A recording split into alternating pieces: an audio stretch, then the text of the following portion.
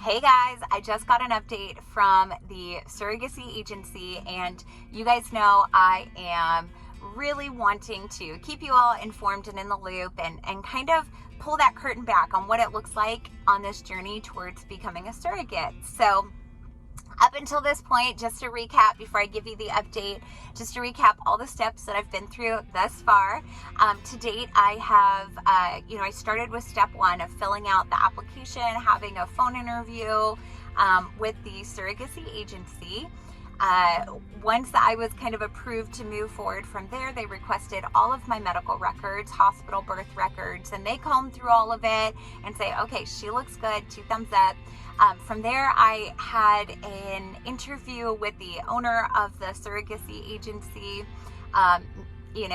talked to her, went through that process, created a profile, met with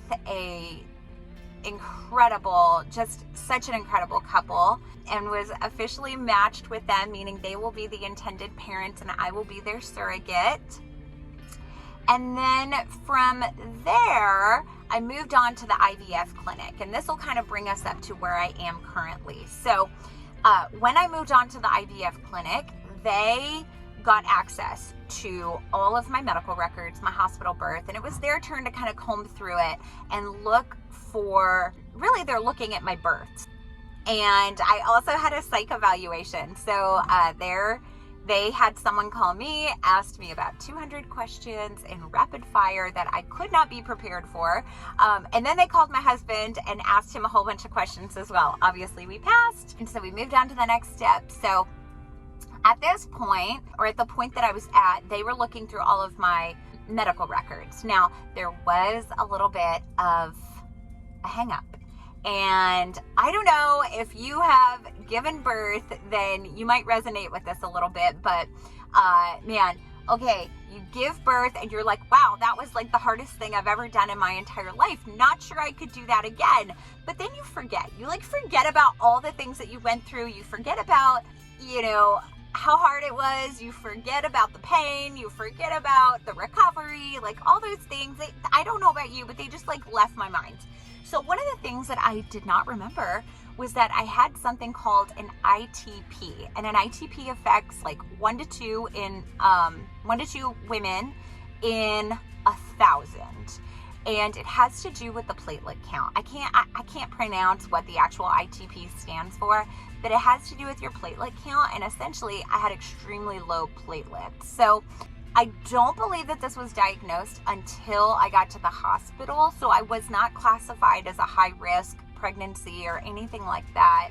But what it did mean, a normal range of platelet counts is 120,000 to 160,000. I was severely low, 60, 70,000. And so what it meant was if I didn't get up over 90, I would not have been able to have an epidural. I cannot tell you how many people were praying during that time, because it did go up over 90,000 and I was able to have my epidural. And so all was well. What the IVF clinic required as an extra step was that my records then be sent on to a high-risk pregnancy doctor here, because I wasn't classified high risk, and so I wasn't seen by a high-risk doctor. And so they needed that sign off from a high-risk doctor that everything was fine, looks good, I should be fine. And so that happened. The doctor, with my permission, got my medical records. He looked through everything, signed off on it, sent it back to the IVF clinic. So they have everything they need for me to move forward and be screened by them. Okay, so they've been looking at medical records and things that have happened in the past.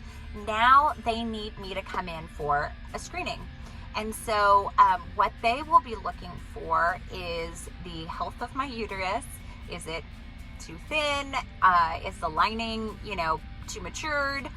Or is it, ideal for carrying a baby still? They check for STDs, and they do, their own blood work and things like that. And so barring no issues or complications with that, then I'll move on to the next step. So what I'm doing now is essentially waiting. I'm in a waiting process until my period starts. So on the first day of my cycle, I let the surrogacy agency know, hey, I started my cycle. They communicate with the IVF clinic. IVF clinic communicates with me. And between day 4 and 8, after the first day of my cycle, I will fly to San Diego, will be screened in their clinic. It's like a 1-day trip. I actually would probably be there I'd be gone for like 6 hours. So I fly there. The agency picks me up at the airport. They drive me to the IVF clinic. I have my tests and screening. They drive me back to the airport and I fly home. In and out in a day. Thankfully, I'm really, I'm in a place that's close to San Diego, so it'll be a quick flight. But that's the next step. So day 4 to 8, after my first day of my period, I will fly down there, have the screening, and then they need 2 weeks to take a look at the results. And if everything checks out, then I am approved and will start medication and actually move towards becoming pregnant.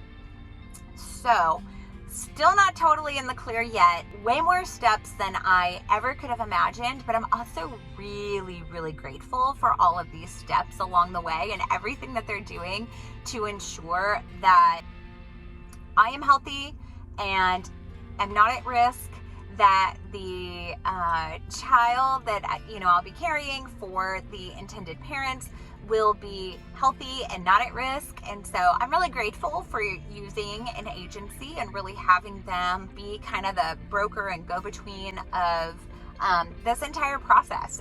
It's definitely been something I knew nothing about, and it's really why I wanted to make these videos and have this space where we could talk about what this process looks like.